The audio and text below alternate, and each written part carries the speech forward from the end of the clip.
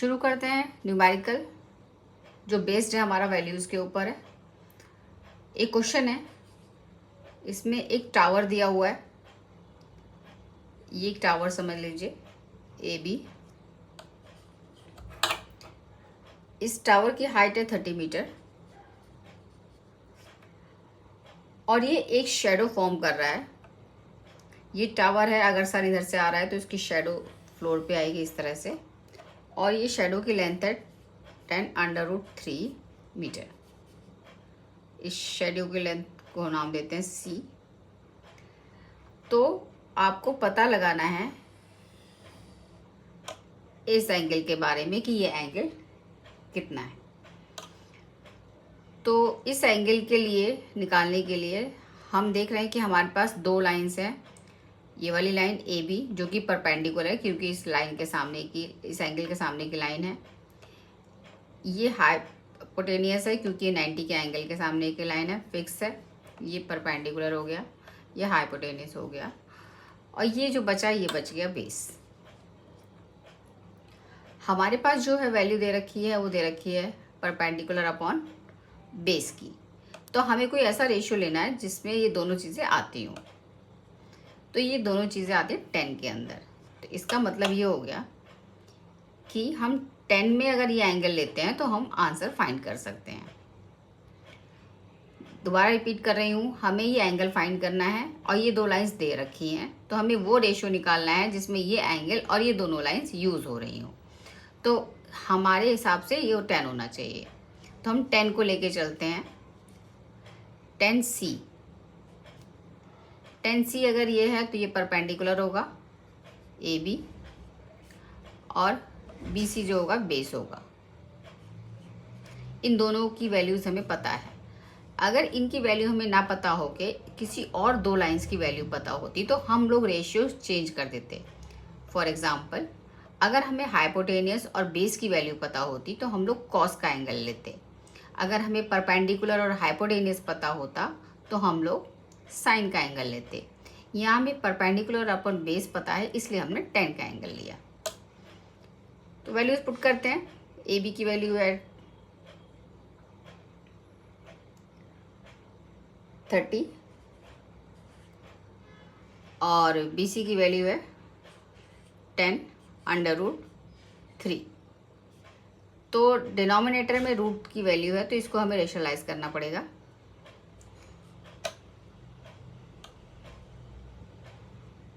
पहले इसको कट कर देते हैं। 10 3 ज़ा, उसके बाद या तो आप इसे रेशनलाइज कर लीजिए √3, और √3 की वैल्यू से मल्टीप्लाई कर देंगे न्यूमरेटर और डिनोमिनेटर में। तो ये हो जाएगा 3√3 अपॉन 3। 3 से 3 कट हो जाएगा। तो इसका मतलब 10C की वैल्यू हो जाएगी √3। अब अगर हम टेबल की बात करते हैं तो मैं आपको पहले भी कई बार बता चुकी हूँ इस टेबल के बारे में।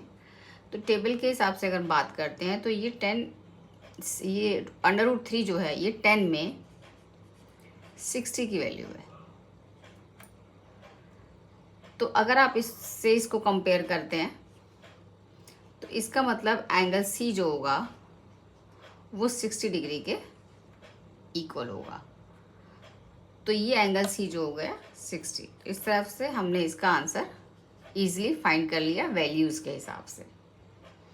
तो उम्मीद करती हूँ आपको समझ में आया है अच्छे से। इस पे बेस एक और न्यूमेरिकल हम करते हैं। शुरू करते हैं अपना न्यूमेरिकल। क्वेश्चन है, ये सारे न्यूमेरिकल्स जो मैं आपके करा रही हूँ ये इंपॉर्टेंट न्यूमेरिकल्स हैं, बोर्ड में आए हुए न्यूमेरिकल्स हैं, और इन पे बेस बहुत सारे सम्स आपको इजीली मिल जाएंगे जो आप प्रैक्टिस कर सकते हैं। तो इस सम के अंदर √3 sin theta is equal to cos theta दिया हुआ है। इससे पहले भी हम इस तरह का एक सम कर चुके हैं, बट एक बार दोबारा मैं समझा रही हूँ। इस तरह के सम्स अगर आते हैं आपके पास तो ये दिया हुआ है और आपको फाइंड करना है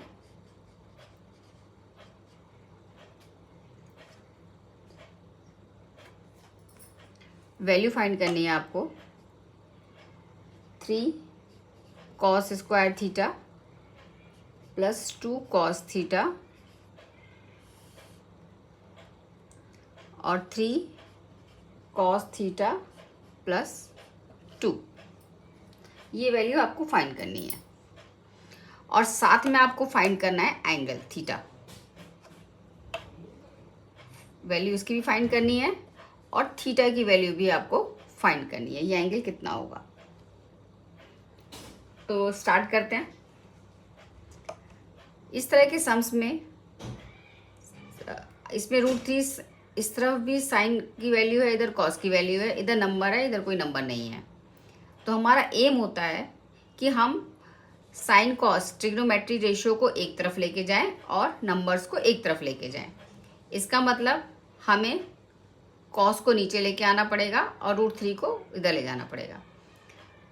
तो अगर हम इसको इधर लाते हैं तो डिनोमिनेटर में जाएगा, ये हो जाएगा sign theta upon cos theta, यहाँ रह गया कुछ नहीं बचा इसलिए 1।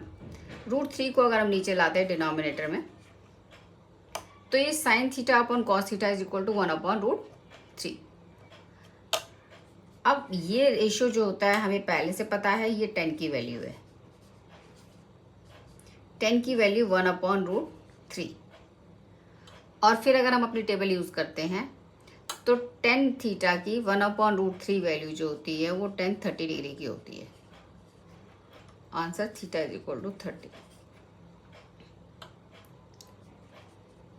तो थीटा की वैल्यू 30 लिखते ही आपके पास cos 30 हो जाएगा, यहाँ भी cos 30 हो जाएगा और यहाँ भी cos 30 हो जाएगा। बट इसको देखने के बाद लगता है कि हम इसको थोड़ा सिंप्लीफाई कर सकते हैं, ये आपका टाइम सेव करता है। आप डायरेक्टली भी लिख के कर सकते हैं बट वो थोड़ा लेंथी हो जाता है। तो यहाँ cos स्क्वायर थीटा है या cos थीटा है, तो इसका मतलब इसमें हम cos थीटा को कॉमन ले सकते हैं। cos थीटा को अगर कॉमन ले लेते हैं तो ये हो जाता है 3 cos थीटा प्लस 2 और डिनोमिनेटर में ये 3 cos थीटा प्लस 2, ये दोनों नंबर सेम है। इसका मतलब ये एक दूसरे से कैंसिल हो जाएंगे। बट जब भी आप इस तरह की टर्म्स कैंसिल करेंगे तो आप एक अजम्पशन मान के चलेंगे कि इस टर्म की वैल्यू 0 के बराबर नहीं है। तो हम मान के चलते हैं इसकी वैल्यू 0 के बराबर नहीं है। तो अब यहाँ पे बचा सिर्फ cos थीटा। इसका मतलब cos थीटा में अगर हम इसकी वैल्यू निकालना चाहते हैं तो थीटा हम लोग पहले प्रूव कर चुके हैं 30 डिग्री, तो ये हो जाएगा cos 30। और cos 30 की वैल्यू हम लोग दोबारा से अगर उस टेबल को यूज़ करते हैं तो वो होती है साइन 60 के बराबर, और साइन 60 की वैल्यू होती है √3 अपॉन 2।